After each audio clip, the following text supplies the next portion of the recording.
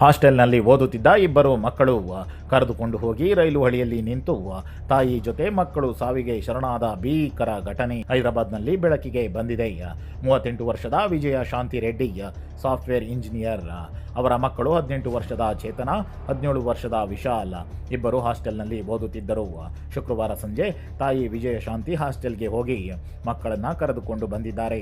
ನಂತರ ಕಾರಿನಲ್ಲಿ ಚೆರ್ಲಾಪಲ್ಲಿ ಮತ್ತು ಗಡ್ಕೆ ಸರ್ ನಡುವಿನ ರೈಲು ಹಳಿಗೆ ಹೋಗಿದ್ದಾರೆ. ಅಲ್ಲಿಗೆ ಸರಕು ರೈಲು ಬರುತ್ತಿದ್ದಾಗ 3 ಜನರ ಮೇಲೂ ರೈಲು ಡಿಕ್ಕಿ ಹೊಡೆದು ಅಲ್ಲಿಯೇ ಪ್ರಾಣ ಕಳೆದುಕೊಂಡಿದ್ದಾರೆ. ಘಟನಾ ಸ್ಥಳದಲ್ಲಿ ವಿಜಯ ಶಾಂತಿ ಬರೆದ ಡೆತ್ ನೋಟ್ ಪತ್ತೆಯಾಗಿದೆ. ಅದರಲ್ಲಿ ಅವರು ಬರೆದಿದ್ದು, ನಾನು ಇನ್ನು ಬದುಕಲು ಬಯಸುವುದಿಲ್ಲ. ನನ್ನ ಮಕ್ಕಳು ಒಂಟಿಯಾಗಿ ಬಿಡಲು ನನಗೆ ಭಯವಾಗುತ್ತಿದೆ. ನನ್ನ ಕುಟುಂಬದವರೇ ಕ್ಷಮಿಸಿ. ಪತಿ ದುಬೈನಲ್ಲಿ ಕೆಲಸ ಮಾಡುತ್ತಿದ್ರು. ಕುಟುಂಬಕ್ಕೆ ಆರ್ಥಿಕ ಸಮಸ್ಯೆ ಇರಲಿಲ್ಲ.